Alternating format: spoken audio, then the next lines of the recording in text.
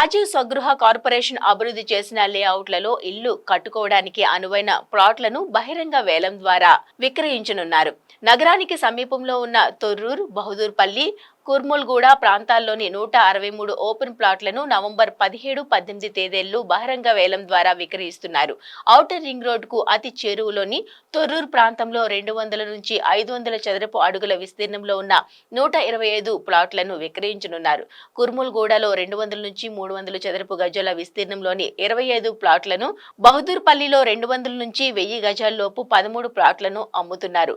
ఎలాంటి వివాదాలు లేని ఈ ప్లాట్లలో తమ అభిరుచులకు అనుగుణంగా ఇండ్లను నిర్మించుకోవచ్చునని, ఈ లేఅవుట్లలో ఇప్పటికే మౌలిక వసతుల కల్పన కూడా పూర్తి అయ్యిందని ఆయన తెలియజేశారు.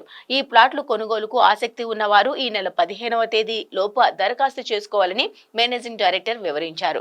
పెద్ద అంబర్పేటలోని అవికా కన్వెన్షన్ లో నవంబర్ 17, 18 తేదీల్లో తొర్రూర్ ప్రాంతంలోని 125 ప్లాట్లకు, 18 తేదీ మధ్యాహ్నం నుంచి బహదూర్పల్లి, కుర్మల్గూడలోని ప్లాట్లకు బహిరంగ వేలం నిర్వహిస్తున్నట్టు ఎండీ గౌతమ్ తెలియజేశారు.